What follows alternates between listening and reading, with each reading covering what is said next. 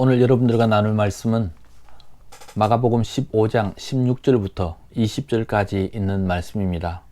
군인들이 예수를 끌고 브라이도리온이라는 뜰 안으로 들어가서 온 군대를 모으고 예수에게 자색옷을 입히고 가시관을 엮어 씌우고 경례하여 이르되 유대인의 왕이여 평안할지어다 하고 갈대로 그의 머리를 치며 침을 뱉으며 꿇어 절하더라.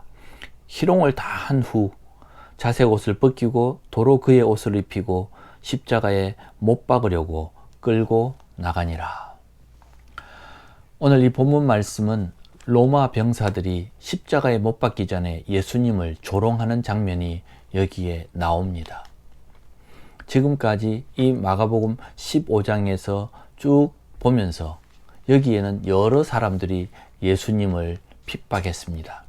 첫 번째는 유대 지도자들이었습니다. 대제사장들과 장로들과 서기관들과 그리고 거기 위원들이 예수님을 결박해서 빌라도에게 넘겼습니다. 그리고 빌라도는 그것을 재판하면서도 죄가 없는 줄 알면서도 그 밀란 때문에 예수님을 사람들에게 넘겨주었고, 이제는 그 로마 병사들이 이어받아서 예수님을 침뱉고 무릎을 꿇리며 그를 조롱하는 그 자리에까지 들어갔습니다. 그래서 오늘 이 말씀의 제목을 내가 선 자리는 어디인가 입니다. 오늘 여기에 여러 인물들이 나오고 여러 역할들이 나오는데 예수님을 비롯해서 여러 역할들 속에서 과연 예수님과 함께 하는 사람들은 누구인가? 오늘 이 본문 말씀을 저를 읽으면서 이 군인들이 뭘 알고 아무것도 모르면서 예수님을 핍박합니다. 유대인의 왕이냐 물었을 때 유대인의 왕이라고 하니 왕 대접을 한다고 홍포를 입혔습니다. 그리고는 가시관을 엮어서 머리에 씌우면서 온 몸에 머리에 피가 흘렀습니다. 예수님은 이미 정신적으로 많은 고통을 당했습니다. 제자들에게 배신을 당했습니다. 그리고 유대 지도자들에게 능욕을 당했습니다. 그들도 예수님을 핍박했고, 그리고 빌라도도, 그리고 로마 병사들도 다 예수님을 핍박하는 사람이었습니다. 여기에서 예수님께서 이 고초를 당해야 되는 이유는 딱 한 가지밖에 없습니다. 이 한 가지가 뭐냐면 하나님의 뜻을 이루어 드리는 것, 그리고 하나님의 계획이 이루어지는 것, 그것뿐입니다. 예수님께서 이 세상에서 고초를 당했던 그 이유는 아버지를 사랑하고, 그리고 아버지가 사랑하는 그 영혼들, 우리 백성들을 사랑하기 때문에 이런 고난을 당했습니다. 그렇기 때문에 저는 오늘 이 본문 말씀에서 우리들도 이런 자리에 들어갈 수 있다. 제자들이 장담했지만 부인하고 또 그들이 고향으로 돌아가는 실수를 범한 것처럼, 그리고 빌라도가 죄목을 찾지 못했음에도 불구하고 자기는 그 책임을 지지 않기 위해서 손을 씻고 도망간 것처럼, 자기들의 기득권을 지키기 위해서 예수님을 결박해서 빌라도에게 넘겼던 이 유대 지도자들, 대제사장들, 그들은 다 자기의 이익을 위해서, 자기의 안전을 위해서 예수님을 핍박했던 사람입니다. 오늘 이 시대에 사는 우리 그리스도인들이 깨달아야 할 것이 무엇입니까? 예수님을 이용해서, 그 복음을 이용해서 내가 좀 더 행복하고 내가 좀 더 부자가 되고 우리 가족이 좀 더 잘 사는 것만 신경 쓰고 있을 때에 예수님께서는 복음을 통해서 우리들에게 가르쳐 주는 것은 딱 하나입니다. 하나님의 뜻을 이루자, 하나님의 계획을 이루어 드리자 하는 것입니다.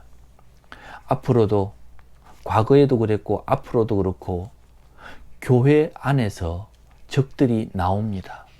또 복음을 위해서 일하는 사람들이 있는가 하면 복음 때문에 수혜를 받았던 사람들이 교회를 핍박하게 되는 것입니다.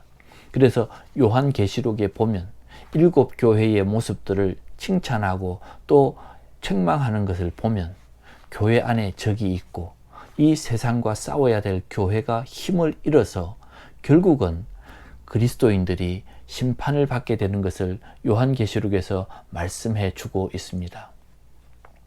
가장 중요한 것은 예수님께서 조롱을 당하고 고초를 당했지만 하나님의 계획은 차질 없이 진행이 되고 있다 하는 것입니다. 예수님은 십자가에서 마지막에 엘리 엘리 라마 사박다니 하시면서 나의 하나님 나의 하나님 어찌하여 나를 버리십니까? 라고 하는 그 한 말씀을 하고 다 이루었다 하시면서 끝이 났습니다. 어찌되었든 하나님의 계획은 차질 없이 진행되었습니다. 다만 예수님께서 십자가에서 고초와 죽음을 당했다는 것, 그 이후에도 복음을 위해서 수고하는 많은 제자들이 죽음으로 복음을 증거했다는 사실입니다. 그래서 정말 복음을 잘 믿는다, 그리고 복음을 위해서 산다는 것은 이 고난과 핍박을 피할래야 피할 수가 없는 것입니다. 예수 믿는 여러분, 예수를 잘 믿는다고 했을 때에 결코 고난을 피할 수 없을 것입니다. 나에게 고난이 오지 않는다? 도리어 이상하게 생각해야 할 만큼 하나님의 말씀 속에는, 이 말씀에는 복음을 믿었던 사람들이 고난 없이 그 복음을 성취하거나 이루어낸 사람은 없다는 것입니다. 성경 안에 예수를 믿어서 부자가 되었다는 사람 많지 않습니다. 도리어 예수를 믿었기 때문에 이 복음 안에서는 그들이 수고하고 애쓰고 고난받았고 그러면서도 기뻐하고 즐거워하는 사람들이 대부분이라는 것입니다. 오늘 우리 그리스도인들이 배우고 또 내가 알고 이해하는 신앙이라고 하는 것이 너무나도 평안한 것만 골라서 전하고 들은 것은 아닌지 우리가 반성해야 될 필요가 있습니다. 복음이 복음되게 하는 것, 그것은 고난의 자리입니다. 예수님께서 하나님의 뜻을 이루고 제자들이 예수님의 뜻을 이루어 드리렸을 때 그들은 고난의 자리에 들어갔습니다. 우리는 어느 자리에 서 있는 사람입니까? 복음의 수혜자가 되어서 도리어 예수를 핍박하는 사람입니까? 아니면 혼자만 살겠다고 도망간 이 빌라도 같은 사람입니까? 아무것도 모르면서 예수님을 핍박하는 로마 병정들입니까? 아니면 준비되지 못해서 예수님을 부인하고 도망갔던 제자들입니까? 아니면 끝까지 참으면서 고난을 받으면서 하나님의 뜻을 이루어드리는 예수님의 자리입니까? 우리는 어느 자리에 서 있는 사람일까요? 이 마지막 때에 모든 것이 풍요로울 때에 복음을 생각하지 않을 때에 우리는 어느 자리에 서 있는 사람이 되어야 할지 고민해 보시기를 바랍니다. 내가 서고 싶지 않은 자리가 분명히 있을 것입니다. 그러나 복음을 위해서는 내가 서야 하는 선택을 해야 할 때가 있습니다. 저도 지금 고민입니다. 지금 오늘 아침에도 장로님과 통화를 하면서 그 장로님이 지금 두 사람이나 며칠 전에 함께 만나서 식사를 나누었던 두 사람이 코로나로 인해서 장례를 치루었습니다. 그래서 통화 중에 마음이 싱숭생숭해서 오늘은 일이 손에 잡히지 않는다고 그렇게 표현하십니다.